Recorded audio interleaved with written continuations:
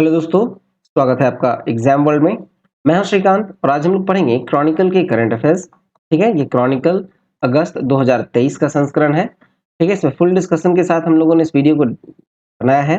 I hope आपको अच्छा लगेगा। तो वीडियो अगर अच्छा लगे तो प्लीज लाइक जरूर कीजिएगा, दोस्तों में शेयर कीजिएगा, कमेंट करके बताइए कि वीडियो कैसा लगा।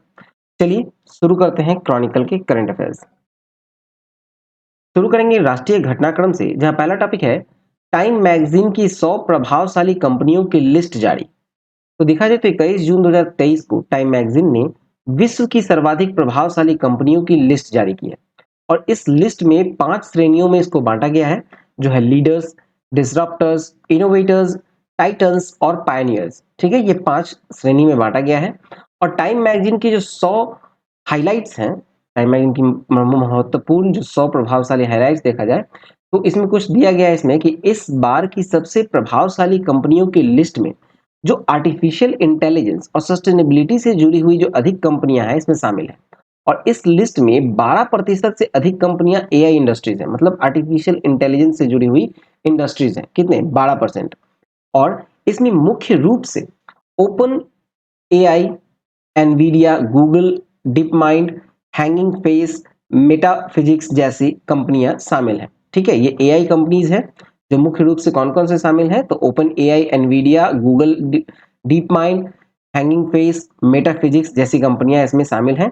ठीक है, और फिर देखा जाए तो इस वर्ष के लिस्ट में 15% से अधिक कंपनियां जो हैं वो सस्टेनेबिलिटी कैटेगरी की हैं, जिसमें M Kopa, Schneider Electric, Aclima, Albe Albe Morley, Land, Olex, ZeroAvia और एग्रो एजी जैसी कंपनियां शामिल हैं।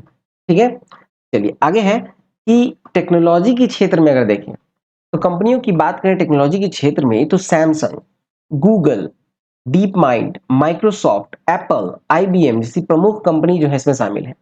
रक्षा क्षेत्र के दिग्गज लॉकहीड मार्टिन ने भी इस लिस्ट में जगह बनाया है। इस लिस्ट में फार्मा में ओजेम्पिक और Wegovy cost plus drugs, Vita health, Maven clinic और हनीबी हेल्थ जैसी कंपनियां शामिल हैं। और इस लिस्ट में शामिल जो 42% कंपनियों में से 500 से कम कर्मचारी हैं। मतलब इस जो लिस्ट जारी किया गया है उसमें 42% ऐसी कंपनियां हैं जिसमें 500 से कम कर्मचारी हैं। और साथ ही इसमें शामिल जो आधे से अधिक कंपनी है उसमें 1000 से कम कर्मचारी हैं। इस बार इस सूची में मनोरंजन उद्योग की भी कंपनी भी अपना स्थान बनाया है, जिसमें प्रमुख रूप से TikTok, Disney, live nation entertainment, A24 जैसी कंपनी शामिल है। फैशन और खेल जगत की बात करें तो इसमें मेजर लीग बेसबॉल और फॉर्मूला वन जैसे लीडर्स ने अपना स्थान बनाया। वहीं फैशन इंडस्ट्री की ओर से the North Face, Crocs, Meesho, FedUp, Skims, LVMH और गनी जैसी टॉप कंपनियां इसमें जगह बना पाई हैं। ठीक है, चलिए अब नेक्स्ट टॉपिक देखें। नेक्स्ट टॉपिक है विश्व लैंगिक रिपोर्ट 2023। तो देखा जाए तो विश्व आर्थिक मंच की वार्षिक लैंगिक रिपोर्ट अंतर रिपोर्ट 2023 जारी की गई। और रिपोर्ट में कुल देश है 146, भारत का स्थान 127वां। देखा जाए तो रिपोर्ट में लैंगिक समानता वाले देशों में प्रथम स्थान जो है वो है आइसलैंड का, और ये लगातार 14 वर्षों से है। 90% से ज्यादा लैंगिक अंतर को बंद करने वाला इकलौता देश है। सूचकांक में भारत के पड़ोसी देश अगर देखें तो 142वें स्थान पे है पाकिस्तान, 59वें स्थान पे है बांग्लादेश, 107वें स्थान पे चीन, 116वें स्थान पे नेपाल, 115वें स्थान पे श्रीलंका और 103वें स्थान पे भूटान है। चलिए नेक्स्ट देखें। नेक्स्ट है बेंगलुरु स्टार्टअप इकोसिस्टम वैश्विक सूची में 20वें स्थान पर। तो देखा है तो हाल ही में स्टार्टअप जीनोम द्वारा तैयार ग्लोबल स्टार्टअप इकोसिस्टम रिपोर्ट 2023 जारी की गई है। और जीएसईआर मतलब जीनोम के द्वारा जो स्टार्टअप है ग्लोबल स्टार्टअप इकोसिस्टम रिपोर्ट, इसमें विश्व के अग्रणी स्टार्टअप इकोसिस्टम, उभरते रुझानों और उद्यमियों के सामने आने वाली जो प्रमुख चुनौतियों हैं उसके बारे में जानकारी प्रदान करता है। सूचकांक में प्रथम 5 सिटी अगर देखें तो पहले स्थान पे है सिलिकॉन वैली, दूसरे स्थान पे है न्यूयॉर्क और लंदन संयुक्त रूप से, चौथे स्थान पे है लॉस एंजलिस, पांचवें स्थान पे तेल अबीब।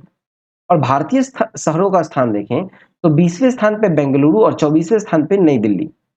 ठीक है, उभरते पारिस्थितिकी तंत्रों में पुणे जो है 2022 में 51 से 60 से बढ़कर 51 से 60 का जो रेंज है, इससे बढ़कर 2023 में ये 31 से 40 की श्रेणी में आ गया।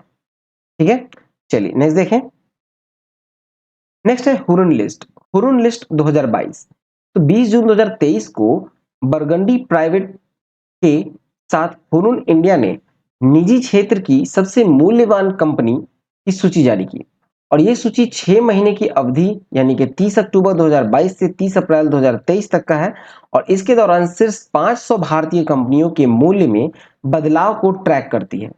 लिस्ट में प्रथम 3 स्थान देखें तो पहला आता है रिलायंस इंडस्ट्री जिसके पास 16.3 लाख करोड़ की वैल्यू है। टीसीएस के पास 11.8 लाख करोड़ की वैल्यू है और तीसरे स्थान पे है एचडीएफसी बैंक 9.4 लाख करोड़ की। और भारत में 500 सबसे मूल्यवान कंपनियों की कुल मूल्य में 6.4% की मामूली कमी आई है। अडानी ग्रुप का मूल्य 52% या 10,25,995 करोड़ कम हो गया है। चलिए नेक्स्ट देखें। अगला है पवन ऊर्जा क्षमता में चौथे स्थान पर भारत। तो 15 जून 2023 को नवीन एवं नवीकरणीय ऊर्जा मंत्रालय ने नई दिल्ली में वैश्विक पवन दिवस के अवसर पर बताया कि पवन ऊर्जा क्षमता में भारत विश्व में चौथे स्थान पर पहुंच गया है। इस दिशा में साल 2022-23 में भारत के 3 राज्य जिसमें राजस्थान, गुजरात और तमिलनाडु शामिल है का विशेष योगदान रहा है। इस कार्यक्रम का उद्देश्य है भारत में पवन ऊर्जा अपनाने में तेजी लाने के तरीकों पर चर्चा करना। उत्सव का केंद्रीय विषय था पवन ऊर्जा powering the future of India. 3 राज्यों को पुरस्कार दिया गया जिसमें राजस्थान को उच्चतम पवन क्षमता वृद्धि प्राप्त करने के लिए दिया गया, गुजरात को खुली पहुंच के माध्यम से उच्चतम पवन क्षमता वृद्धि प्राप्त की और तमिलनाडु को पवन टरबाइनों को पुनः शक्ति प्रदान करने की शुरुआत करने के लिए दिया गया। ठीक है, चलिए नेक्स्ट देखें। नेक्स्ट है मर्सर की रिपोर्ट में मुंबई सबसे महंगा शहर। तो मर्सर के जीवन यापन की लागत सर्वे 2023 के अनुसार वैश्विक रूप से 5 महाद्वीपों के 227 शहरों में मुंबई 147वें स्थान पर है। भारत में प्रवासियों के लिए 3 सबसे महंगे शहर हैं मुंबई, नई दिल्ली और बेंगलुरु। ठीक है, पहले स्थान पे मुंबई, दूसरे स्थान पे नई दिल्ली और तीसरे स्थान पर बेंगलुरु। फिर देखा जाए तो सूची के अनुसार जो वैश्विक स्तर की 3 सबसे महंगे शहर, तो उसमें पहला स्थान मिला है हांगकांग को, दूसरा स्थान सिंगापुर को और तीसरा ज्यूरिख को। 5 महाद्वीपों के 227 शहरों में से मर्सर के 2023 का जो कॉस्ट ऑफ लिविंग सर्वे है उसमें मुंबई को 147वें स्थान, नई दिल्ली को 169वें स्थान, चेन्नई को 184वें स्थान दिया गया है। सूचीबद्ध अन्य शहरों की रैंकिंग देखें तो बेंगलुरु 189वें स्थान पे है, हैदराबाद 202 पे, कोलकाता 211 पे और पुणे 213 पे है। चलिए नेक्स्ट टॉपिक देखें। नेक्स्ट टॉपिक है परमाणु हथियार पर सिप्री रिपोर्ट 2023। 12 जून को Stockholm international peace research institute यानी सिप्री की रिपोर्ट जारी हुई जो कि वैश्विक परमाणु शस्त्रागार की स्थिति का आकलन करती है और विश्व भर में पिछले 1 वर्ष में जो परमाणु हथियार बढ़े हैं उसके बारे में बताया गया है कि पूरे विश्व में परमाणु हथियारों की संख्या जो है वो 12,512 है। जनवरी 2023 तक सर्वाधिक परमाणु हथियारों वाला जो देश है वो है चीन, टोटल 410 परमाणु हथियार है इनके पास। और 2022 के परमाणु शक्ति संपन्न सभी 9 देश अपने परमाणु आयुध भंडार को शक्तिशाली और आधुनिक बनाने में जुटे रहे हैं, जिनमें यह देश अमेरिका, रूस, यूनाइटेड किंगडम, भारत, पाकिस्तान, उत्तर कोरिया और इजराइल है। रूस और अमेरिका के बीच परमाणु हथियारों को लेकर पारदर्शिता में कमी आई है और रूस और संयुक्त राज्य अमेरिका के पास सभी परमाणु हथियारों का लगभग 90% हिस्सा है। ठीक है, चलिए नेक्स्ट देखें। नेक्स्ट है उत्तर भारत का पहला स्किन बैंक नई दिल्ली के सफदरगंज अस्पताल में। तो देखा जाए तो 20 जून को उत्तर भारत का पहला स्किन बैंक नई दिल्ली के सफदरगंज अस्पताल में उद्घाटन किया गया। यह सुविधा एक भंडार के रूप में कार्य करती है जहां मृत दाता अपनी त्वचा का दान करते हैं। जो डेड हो जाते हैं वो अपने स्किन यानी त्वचा का दान कर देते हैं ताकि उसका उपयोग किया जा सके किसी के जलने के उपचार के लिए।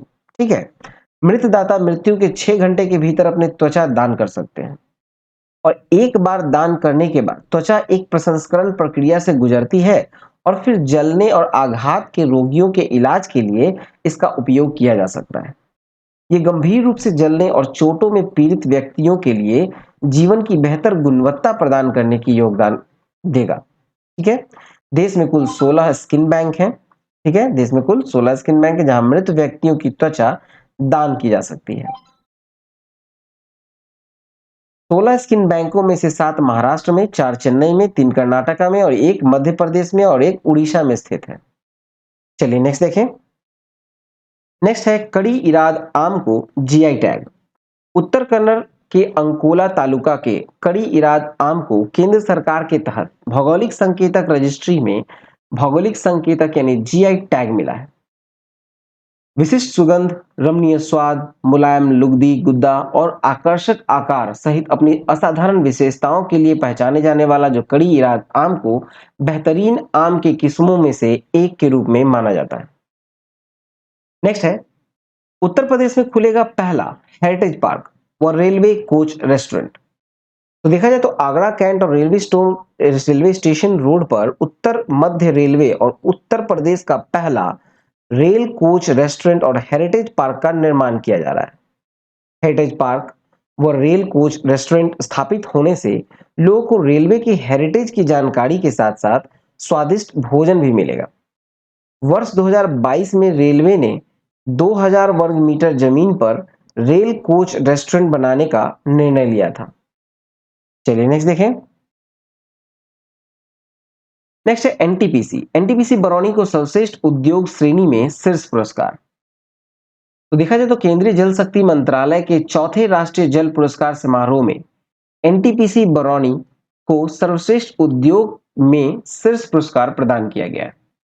17 जून 2023 को उपराष्ट्रपति जगदीप धनखड़ के दिल्ली में विज्ञान भवन में पुरस्कार प्रदान किया और चौथी राष्ट्रीय जल पुरस्कार समारोह में सर्वश्रेष्ठ राज्यों की श्रेणी में बिहार जो है वो तीसरे स्थान पर है। उपराष्ट्रपति द्वारा बिहार के ग्रामीण विकास विभाग के सचिव डॉक्टर एन सरवण कुमार तथा जल जीवन हरियाली मिशन के निदेशक राहुल कुमार को यह पुरस्कार प्रदान किया गया है। चलिए नेक्स्ट देखें। अगला टॉपिक है लखीसराय में 2000 वर्ष पुरानी कुषाण कालीन मूर्ति मिला।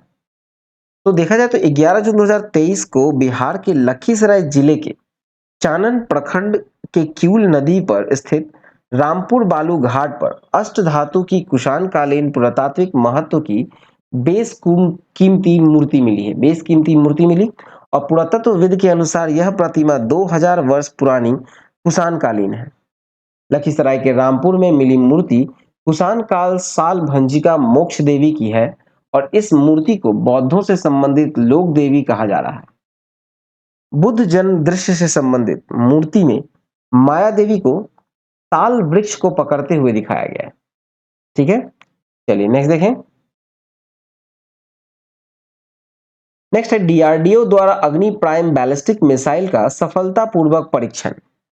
तो देखा जाए तो 7 जून को नई पीढ़ी बैलिस्टिक मिसाइल अग्नि प्राइम का जो है रक्षा अनुसंधान जो है डीआरडीओ ने उड़ीसा के तट के डॉक्टर एपीजे अब्दुल कलाम द्वीप से सफलतापूर्वक उड़ान परीक्षण किया। यह मिसाइल के 3 सफल विकास परीक्षणों के बाद यूजेस द्वारा आयोजित पहला प्री इंडक्शन लाइट लॉन्च था जो सिस्टम की सटीकता और विश्वसनीयता को मान्य करता है। अग्नि प्राइम मिसाइल जो है वो अग्नि सीरीज की एक नई जनरेशन की मिसाइल है जिसका वजन 11,000 किलोग्राम है और मारक क्षमता 2,000 किलोमीटर है। यह मिसाइल एक साथ कई टारगेट को ध्वस्त कर सकता है। चलिए नेक्स्ट देखें। अब मूव करते हैं अंतरराष्ट्रीय घटनाक्रम में जहां पहला है पेटेरी ओर्पो को फिनलैंड के नए प्रधानमंत्री। तो देखा जाए तो 20 जून को फिनलैंड कंजर्वेटिव पार्टी के नेता पेटेरी ओर्पो को संसद ने देश का नया प्रधानमंत्री चुना है और पेटेरी ओर्पो के पक्ष में संसद में 107 सदस्यों ने समर्थन में मत दिया और 81 ने विरोध में किया और 11 जो है वो अनुपस्थित रहे। ठीक है, ओर्पो एक गठबंधन सरकार का नेतृत्व करेंगे जिसमें दूर दक्षिणपंथी फिन्स पार्टी सहित 4 दल शामिल हैं। राष्ट्रपति साउली निनिस्तो औपचारिक रूप से पेटेरी ओर्पो को नए प्रधानमंत्री के रूप में नियुक्त किया है। फिनलैंड की राजधानी है हेलसिंकी और यहाँ की मुद्रा है यूरो। चलिए नेक्स्ट देखें। नेक्स्ट है संयुक्त राष्ट्र में इथियोपिया को खाद्य सहायता रोकी। ठीक है, संयुक्त राष्ट्र ने इथियोपिया को खाद्य सहायता रोकी। तो ये रोका गया है एक्चुअली इसलिए क्योंकि जो खाद्य सहायता दी जा रही है वहां के जो लोगों को, वो उन तक पहुंच नहीं रही है। ठीक है, 9 जून को संयुक्त राष्ट्र विश्व खाद्य कार्यक्रम के अस्थायी रूप से इथियोपिया को दी जाने वाली जो खाद्य सहायता है उसको रोक दिया गया है, क्योंकि इस अफ्रीकी देश में ये जरूरतमंद लोगों तक पहुंच नहीं पा रही है। ठीक है, अमेरिका ने भी एक दिन पहले ऐसा ही घोषणा किया और इथियोपिया में लगभग 120 मिलियन की जनसंख्या में से लगभग 20 मिलियन इथियोपियाई सूखे और संघर्ष के कारण खाद्य सहायता पर ही निर्भर है। इथियोपिया में अधिकांश सहायता United states agency for international development और विश्व खाद्य कार्यक्रम से आती है। इथियोपिया की जो राजधानी है वो है अदिस अबाबा और इथियोपिया के वर्तमान के जो राष्ट्रपति हैं वो है सालेल वर्ग ज्वेड। चलिए नेक्स्ट देखें। नेक्स्ट चेन्नई से श्रीलंका के लिए देश का पहला अंतरराष्ट्रीय क्रूज जहाज लॉन्च। तो देखा जाए तो 5 जून 2023 को चेन्नई से श्रीलंका के लिए देश का पहला अंतरराष्ट्रीय क्रूज जहाज लॉन्च किया गया। ये जहाज एमवी एम्प्रेस नाम से है।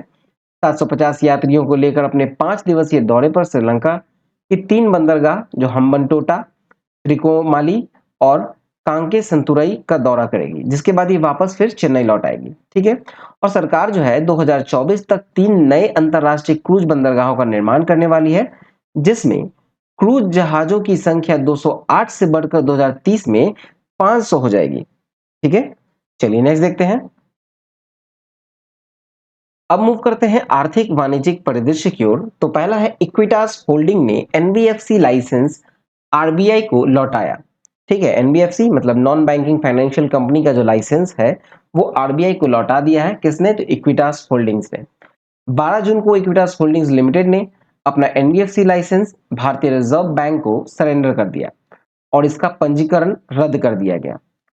केंद्रीय बैंक भारतीय रिजर्व बैंक अधिनियम 1934 की धारा 45 IA 6 के तहत प्रदत्त अधिकारों का प्रयोग करते हुए कंपनी का पंजीकरण प्रमाणन रद्द किया गया। इक्विटास होल्डिंग लिमिटेड कई वर्षों से भारतीय वित्तीय बाजार में काम कर रही थी और हालांकि कंपनी ने अब अपने स्वेच्छा से अपने एनबीएफसी लाइसेंस को सरेंडर करने का विकल्प चुना है। चलिए नेक्स्ट देखें। नेक्स्ट आरबीआई ने 3 बड़े बैंकों पर जुर्माना लगाया। तो 23 जून 2023 को रिजर्व बैंक ने बताया कि उसने कुछ निर्देशों का पालन न करने के चलते 3 बड़े बैंकों पर जुर्माना लगाया गया और यह जुर्माना बैंकों के द्वारा रेगुलेटरी कंप्लायंस कर्मियों के आधारित है। आरबीआई ने जिन 3 बैंकों पर जुर्माना लगाया उसमें Jammu and Kashmir bank, bank of Maharashtra और एक्सिस बैंक का नाम शामिल है। रिजर्व बैंक ने जम्मू एंड कश्मीर बैंक पर 2.5 करोड़ रुपए का जुर्माना लगाया। आरबीआई ने जारी निर्देशों का पालन नहीं करने के लिए बैंक ऑफ महाराष्ट्र पर भी 1.45 करोड़ रुपए का जुर्माना लगाया और केंद्रीय बैंक ने ही एक्सिस बैंक पर 30 लाख रुपए का जुर्माना लगाया है। चलिए नेक्स्ट देखें। नेक्स्ट है 2023-24 में मुद्रास्फीति 5.1% रहने का आरबीआई का अनुमान। तो रिजर्व बैंक के गवर्नर शक्तिकांत दास ने 8 जून मौद्रिक नीति समिति की बैठक के नतीजों की घोषणा करते हुए जानकारी दी कि रिजर्व बैंक के अनुमान की 2023-24 में उपभोक्ता मूल्य सूचकांक आधारित मुद्रास्फीति 5.1% रहेगी। चलिए नेक्स्ट देखें। नेक्स्ट है एसबीआई ने बेंगलुरु में प्रोजेक्ट कुबेर लॉन्च किया। ठीक है, देखा जाए तो 2 जून को एसबीआई यानी भारतीय स्टेट बैंक बेंगलुरु सर्कल ने अपने ग्राहकों की बैंकिंग जरूरतों को पूरा करने के लिए प्रोजेक्ट कुबेर लॉन्च किया है। इसका उद्देश्य है बेंगलुरु सर्कल में ग्राहकों को विभिन्न बैंकिंग आवश्यकताओं को पूरा करना और इस परियोजना में 4 लेन देन बैंकिंग हब और एक कॉर्पोरेट वेतन पैकेज हब की स्थापना शामिल है। इन सेवाओं में खाता खोलना, एसबीआई के डिजिटल प्लेटफॉर्म पर ऑनबोर्डिंग और भुगतान तथा संग्रह संबंधी आवश्यकताओं को पूरा करना शामिल है। यह हब डिजिटल बैंकिंग सेवाओं जैसे कि योनो बिजनेस, ई पेमेंट्स, कैश मैनेजमेंट प्रोडक्ट्स आदि के लिए वन स्टॉप डेस्टिनेशन के रूप में काम करेंगे। चलिए नेक्स्ट देखें। नेक्स्ट है कि वित्त वर्ष 2022-23 में कौन सा देश भारत में चौथा सबसे बड़ा निवेशक रहा? तो भारत में चौथा सबसे बड़ा निवेशक है यूएई। फिर नेक्स्ट है, आरबीआई गवर्नर शक्तिकांत दास 6 जून 2023 को किस नाम से एक वित्तीय समावेशन डैशबोर्ड लॉन्च किया है? ये लॉन्च किया गया है अंतर्दृष्टि के नाम से। ठीक है। नेक्स्ट है, भारत डिजिटल भुगतान के मामले में शीर्ष देश बन गया है। माई जीओवी इंडिया द्वारा जारी किए गए आंकड़ों के अनुसार भारत में वर्ष 2022 में कितने ऑनलाइन ट्रांजैक्शन किए गए हैं? तो ऑनलाइन ट्रांजैक्शन हुए हैं 89.5 मिलियन। चलिए नेक्स्ट देखें। अब आते हैं विविध की ओर। संयुक्त अभ्यास खान क्वेस्ट 2023 19 जून से 2 जुलाई तक मंगोलिया में 20 से अधिक देशों के सैन्य दलों और पर्यवेक्षकों की भागीदारी के साथ बहुराष्ट्रीय शांति स्थापना संयुक्त अभ्यास एक्स खान क्वेस्ट 2023 संपन्न हुआ। अभ्यास जो है वो संयुक्त रूप से मंगोलिया सशस्त्र बल और United states army Pacific command द्वारा प्रायोजित है। इस अभ्यास का उद्देश्य है भाग लेने वाले देशों के बीच अंतःक्रियाशीलता में सुधार करना और संयुक्त राष्ट्र शांति अभियान के लिए वर्दीधारी कर्मियों को प्रशिक्षण प्रदान करना। भारतीय सेना का प्रतिनिधित्व गढ़वाल राइफल्स की एक टुकड़ी द्वारा की जा रही है। चलिए नेक्स्ट देखें। नेक्स्ट है आईएनएस त्रिशूल की डरबन यात्रा। तो देखा जाए तो 6 से 9 जून 2023 तक भारतीय नौसेना का युद्धपोत आईएनएस त्रिशूल डरबन की यात्रा पर था।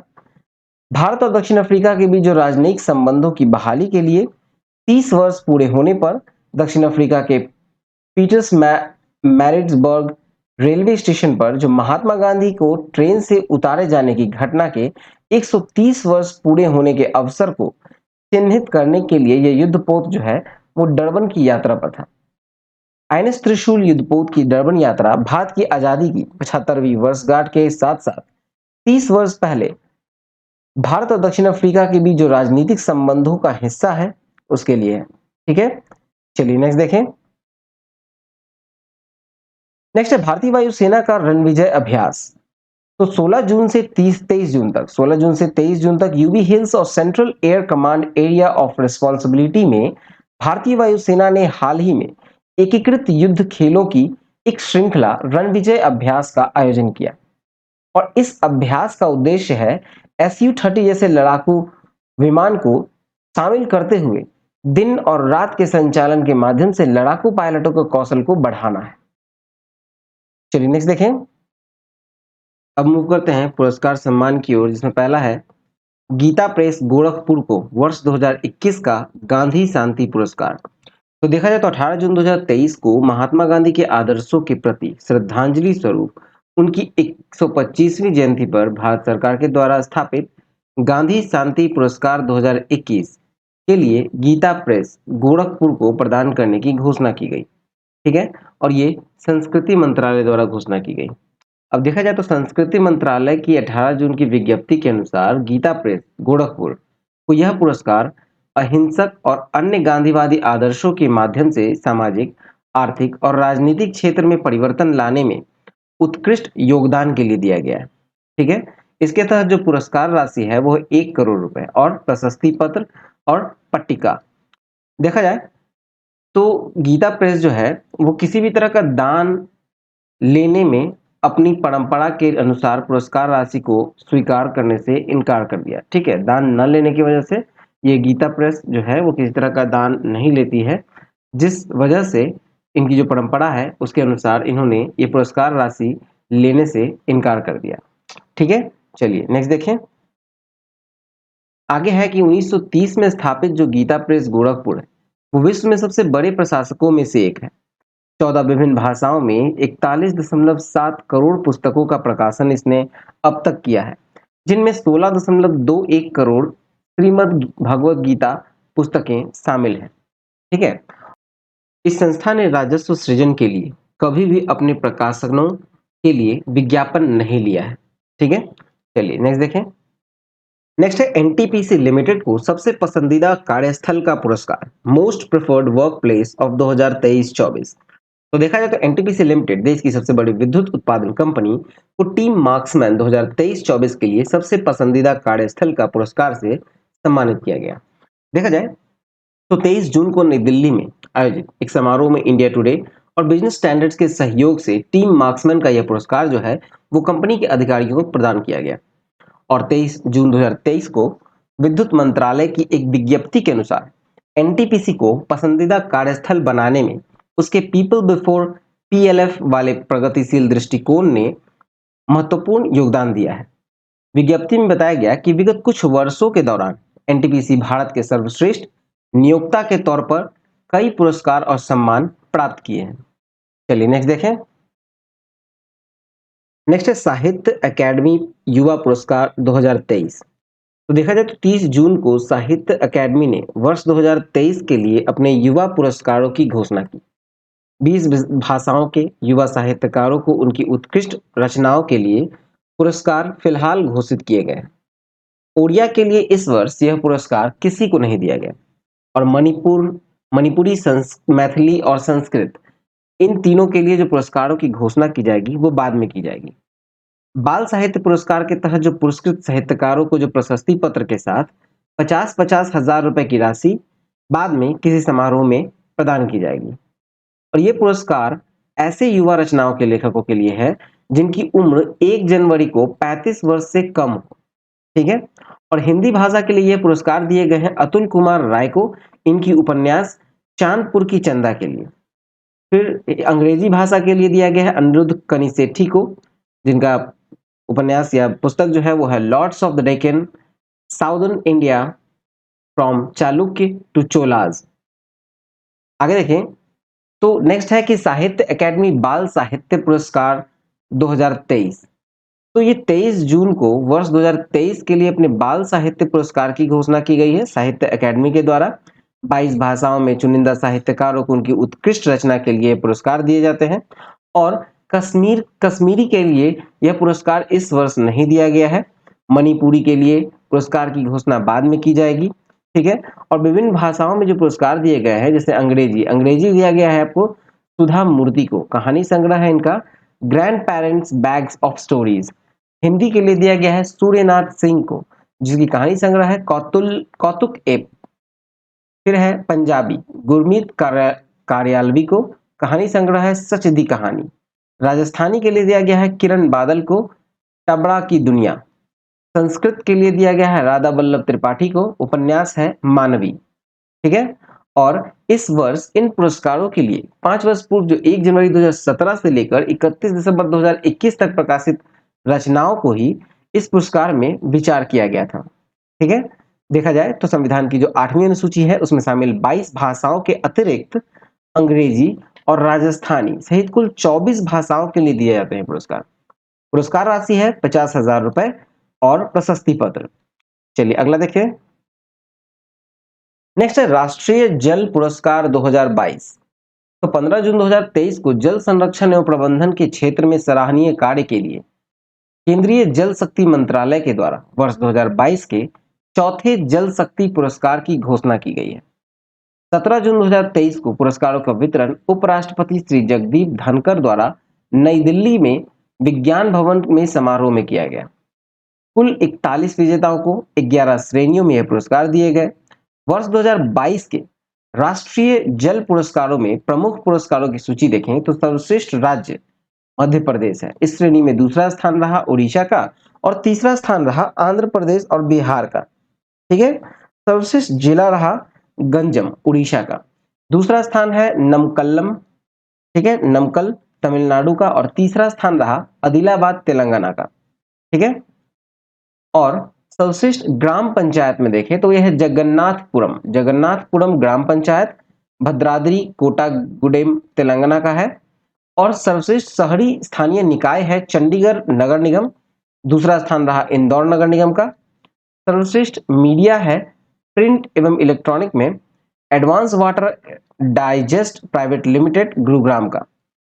सर्वश्रेष्ठ स्कूल है जमियातपुरा प्राइमरी स्कूल मेहसाना गुजरात का और दूसरा पुरस्कार रहा इसका केजीबीबी स्कूल छगलभारी नाडियाल आंध्र प्रदेश का। और तीसरा पुरस्कार रहा राजकीय वरिष्ठ माध्यमिक विद्यालय बावड़ी जोधपुर का।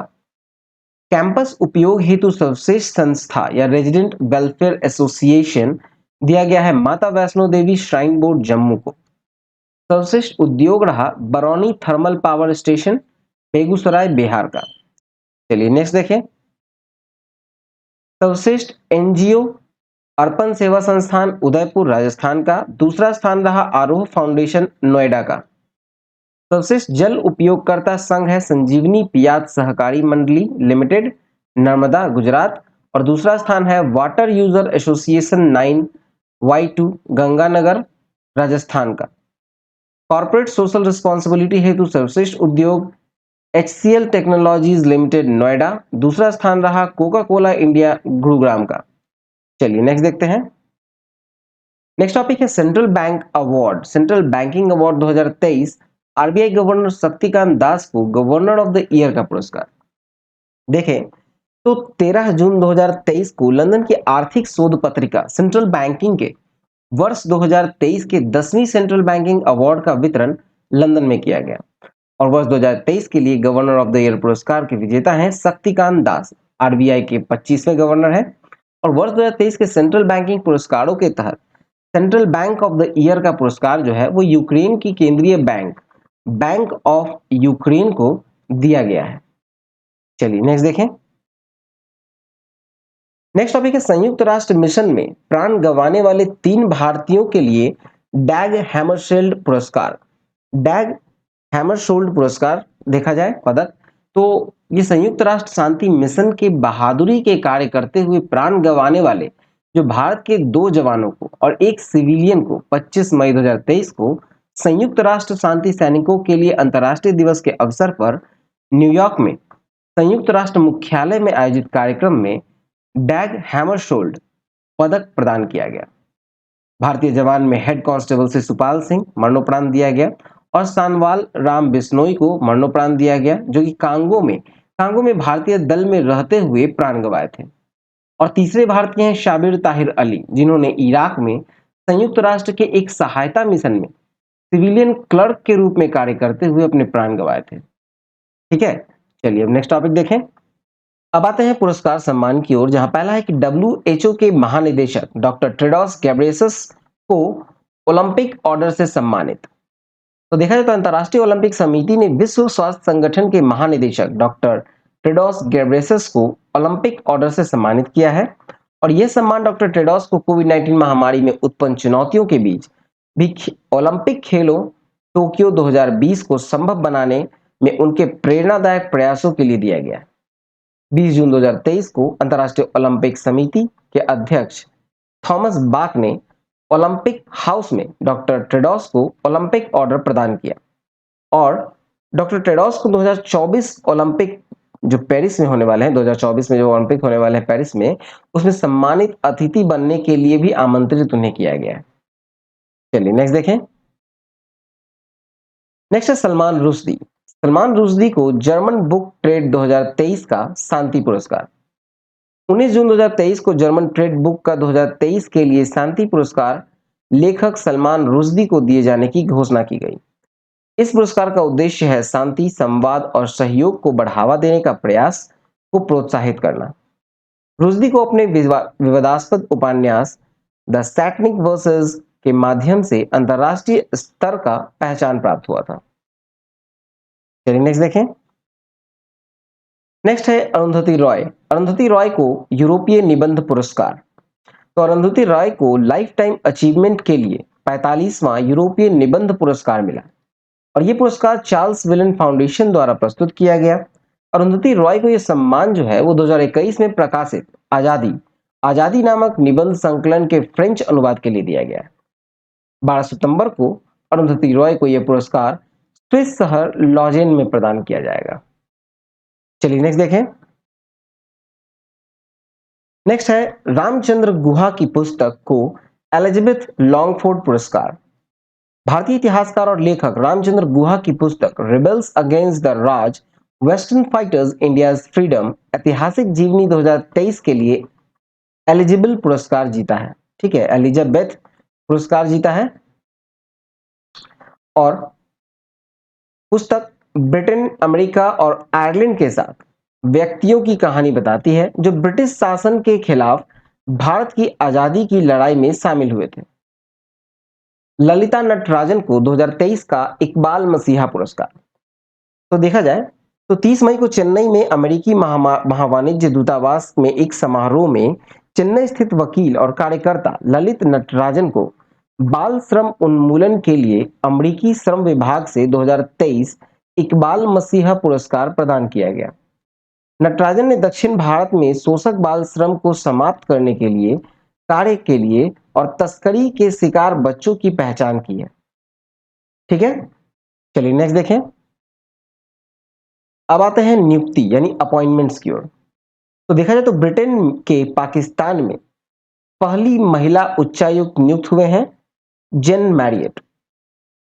नेक्स्ट है एनएचपीसी। एनएचपीसी के निदेशक नियुक्त हुए हैं उत्तम लाल। अगला है हिंदुजा समूह के अध्यक्ष के रूप में पदभार ग्रहण किया। तो ये गोपीचंद हिंदुजा ने पदभार ग्रहण किया है हिंदुजा समूह के अध्यक्ष के रूप में। नेक्स्ट भारतीय विशिष्ट पहचान प्राधिकरण का मुख्य कार्यकारी अधिकारी यानी सीईओ किसे नियुक्त किया गया? तो ये नियुक्त हुए हैं अमित अग्रवाल।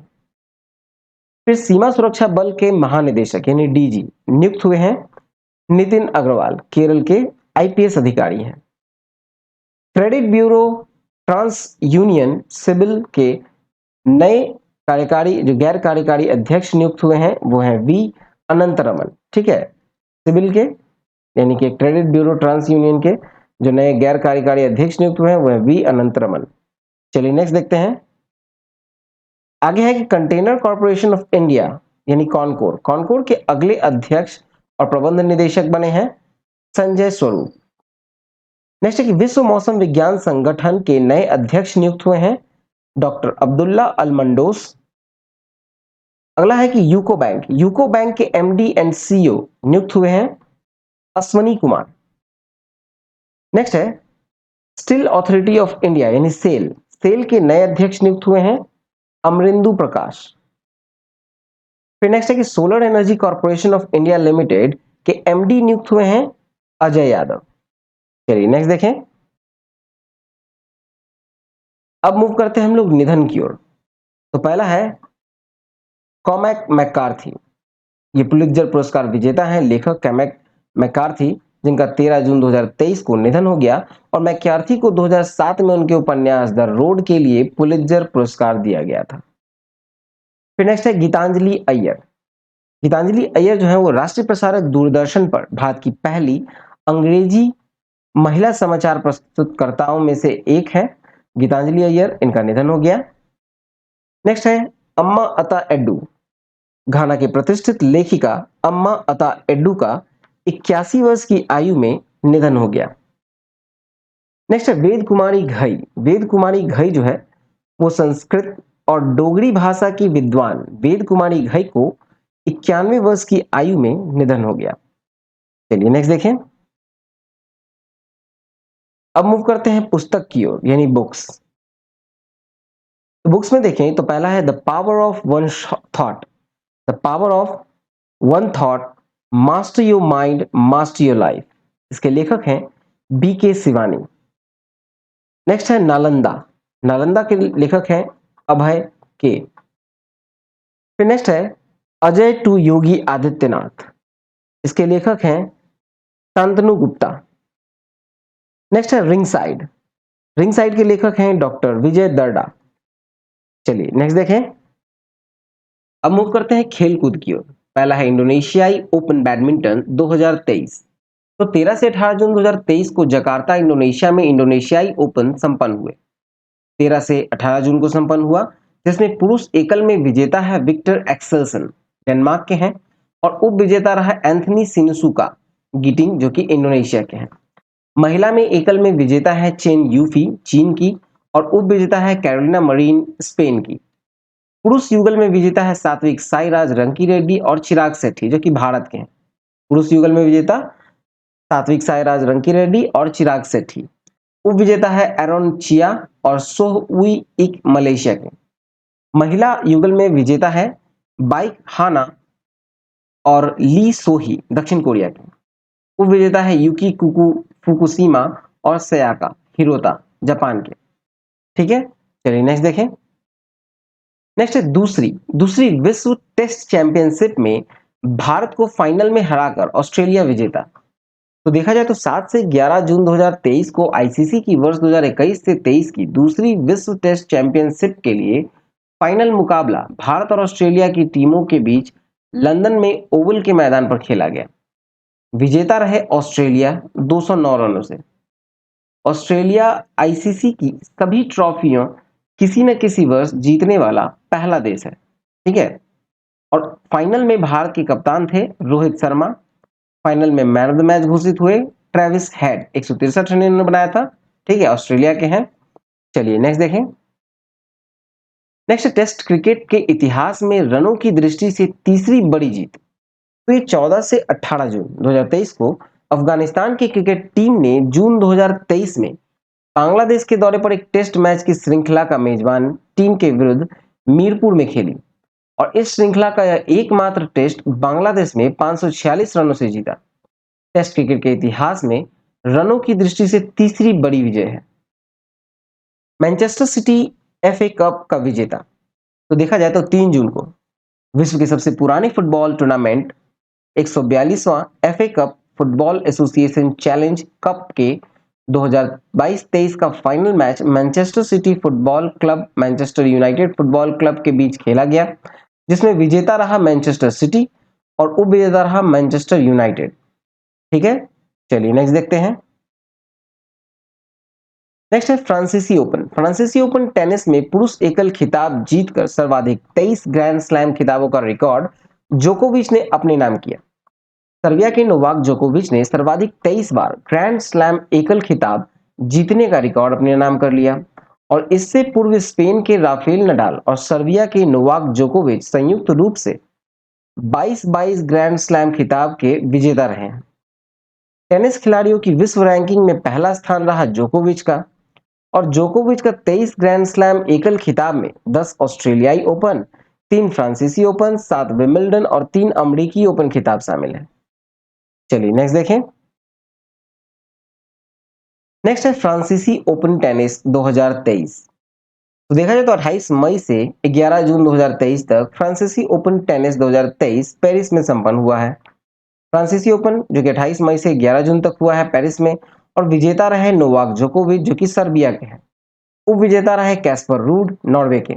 महिला में विजेता है ईगा स्वियाटेक पोलैंड के और उप विजेता है कैरोलिना मुचोवा चेक गणराज्य के। ठीक है, ये पीडीएफ में आपको दे दिया जाएगा। चलिए नेक्स्ट देखें। नेक्स्ट है पाकिस्तान को फाइनल में हराकर भारत चौथी बार जूनियर एशिया कप हॉकी का विजेता। तो देखा जाए तो 23 मई से 1 जून 2023 को पुरुष की 10वीं junior Asia cup hockey championship का आयोजन हुआ ओमान में सलाल में। ठीक है, और विजेता रहे भारत 2-1 से। दूसरा स्थान रहा पाकिस्तान का और तीसरा स्थान रहा दक्षिण कोरिया का। देखा जाए तो 21 वर्ष से कम उम्र के खिलाड़ियों का यह टूर्नामेंट था जिसका चौथा बार विजेता रहा Bharat. Junior Asia cup hockey का जो आगामी होगा 11वां आयोजन वो होगा 2025 में। चलिए नेक्स्ट देखें। नेक्स्ट है भारत पहली बार महिलाओं की जूनियर एशियाई हॉकी चैंपियनशिप का विजेता। तो देखा जाए तो 3 से 11 जून 2023 को जापान के काका मिगाहारा में संपन्न एशियाई हॉकी महासंघ की महिलाओं की 8वीं जूनियर एशियाई चैंपियनशिप का खिताब, ठीक है, खिताब 4 बार विजेता दक्षिण कोरिया को फाइनल में 2-1 से हराकर भारत ने जीता और ये पहला ही अवसर है जब महिला हॉकी जूनियर का एशिया कप का खिताब भारत के नाम रहा। ठीक है, ये पहला अवसर था। चलिए नेक्स्ट टॉपिक देखें।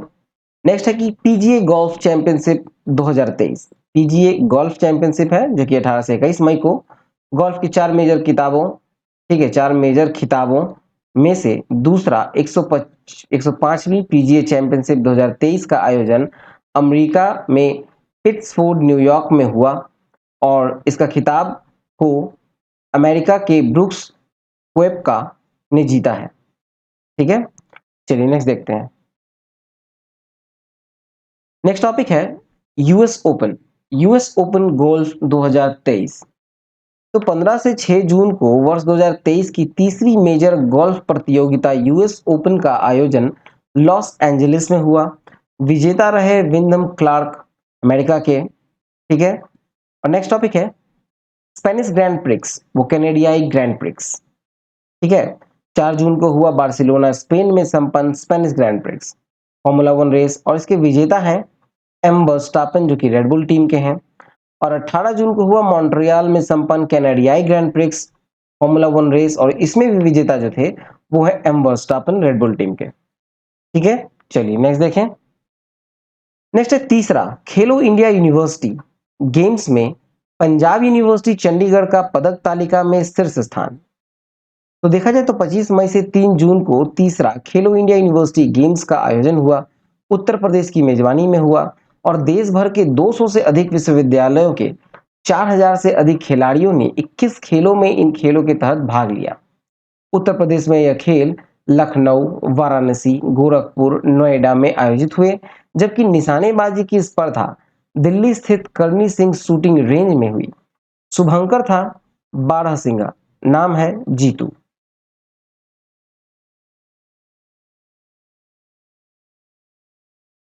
तीसरे खेलो इंडिया यूनिवर्सिटी गेम्स के पदक तालिका में अगर देखा जाए तो पंजाब यूनिवर्सिटी जो पहले स्थान पे है, ठीक है, चंडीगढ़ का पंजाब यूनिवर्सिटी कुल 69 पदक के साथ, जिसमें 26 स्वर्ण, 17 रजत और 26 कांस्य हैं।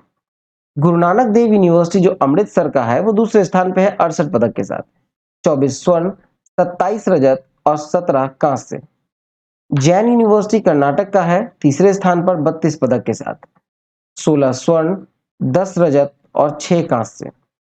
पंजाबी यूनिवर्सिटी पटियाला का है जो कि चौथे स्थान पे है 34 पदक के साथ, 12 स्वर्ण, 14 रजत और 8 कांस्य। इस तरह से कुल देखा जाए तो 822 पदक थे, जिसमें 262 स्वर्ण, 263 रजत और 297 कांस्य पदक। ठीक है, चलिए नेक्स्ट देखें। अब आते हैं खेलकूद की ओर। तो पहला है चर्चित खेल व्यक्तित्व में देखें तो रोनाल्डो। रोनाल्डो जो कि पुर्तगाल के कप्तान क्रिस्टियानो रोनाल्डो 200 अंतरराष्ट्रीय फुटबॉल मैच खेलने वाले विश्व के पहले पुरुष खिलाड़ी बन गए। इस मामले में उन्होंने कुवैत के बादर अल मुतावा के 196 मैचों का रिकॉर्ड को तोड़ दिया है और रोनाल्डो फुटबॉल के प्रतिष्ठित अवार्ड बैलन डियोर को 5 बार जीत चुके हैं। नेक्स्ट है रविचंद्रन अश्विन। 21 जून 2023 को आईसीसी द्वारा जो जारी टेस्ट रैंकिंग है उसमें भारत के ऑफ स्पिनर रविचंद्रन अश्विन 860 अंकों के साथ गेंदबाजों के बीच शीर्ष स्थान बरकरार रखा है। नेक्स्ट है जो रूट। इंग्लैंड के जो रूट विश्व के शीर्ष क्रम के बल्लेबाज बन गए हैं, ठीक है, टेस्ट रैंकिंग। चलिए नेक्स्ट देखें।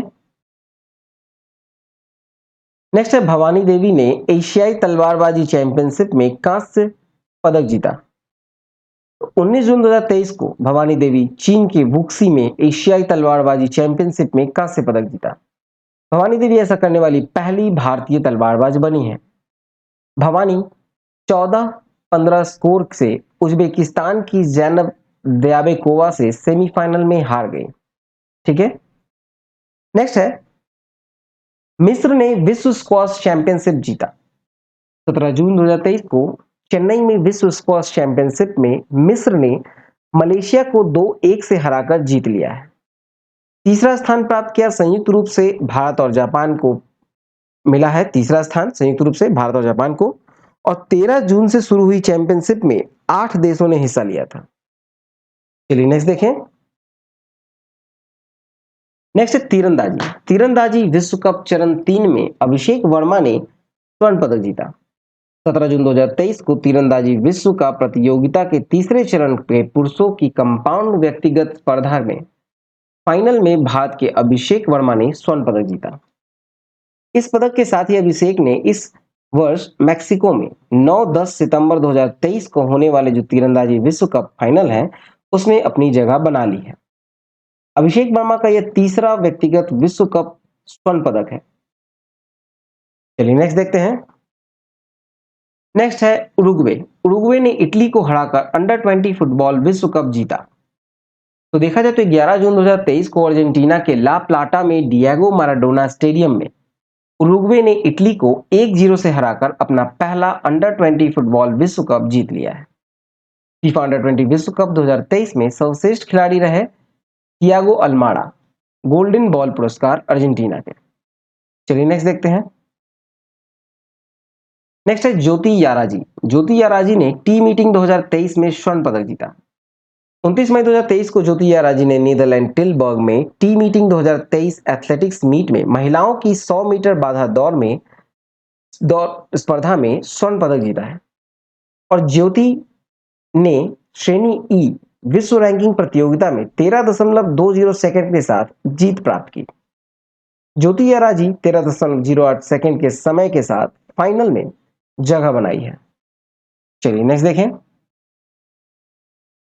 नेक्स्ट है केंद्रीय खेल मंत्री अनुराग सिंह ठाकुर ने 23 जून को नई दिल्ली में एक मैराथन के साथ किस अभियान को हरी झंडी दिखाई? तो यह है Bharat in Paris.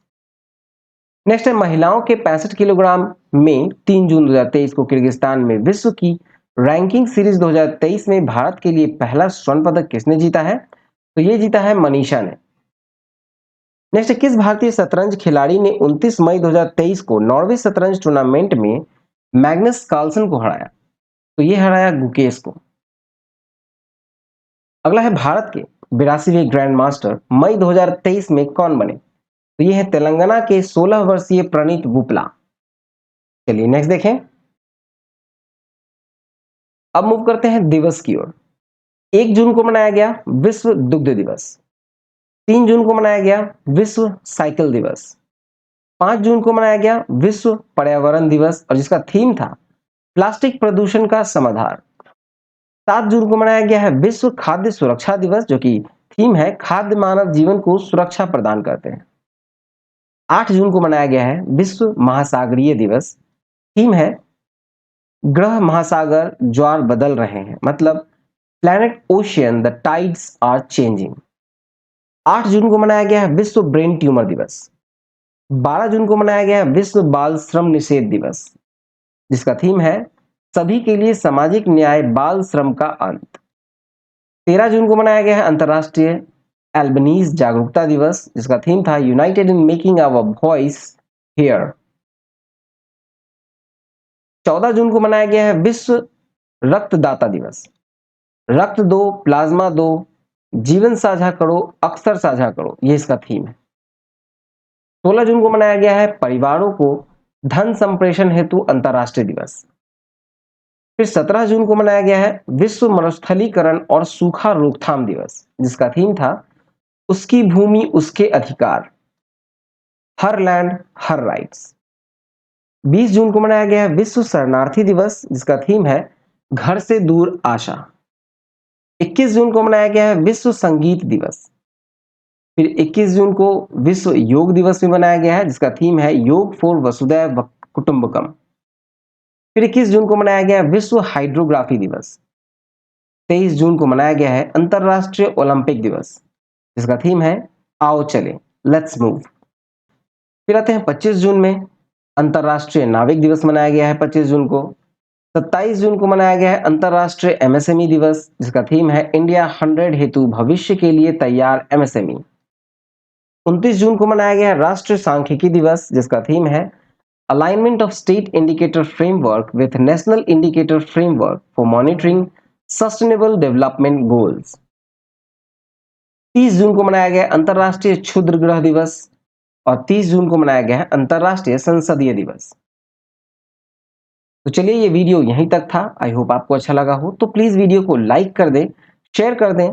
PDF download कर सकते हैं, पीडीएफ अपलोड है, ठीक है, हमारे वेबसाइट onlinestudycenter.in पर, या फिर डिस्क्रिप्शन में लिंक दिया गया है टेलीग्राम का, वहां भी आप ज्वाइन कर सकते हैं। चैनल को सब्सक्राइब कीजिए, सब्सक्राइब नहीं किया तो सब्सक्राइब करके नोटिफिकेशन बेल जरूर दबा लें। मिलते हैं नेक्स्ट वीडियो में। Thank you for watching exam world.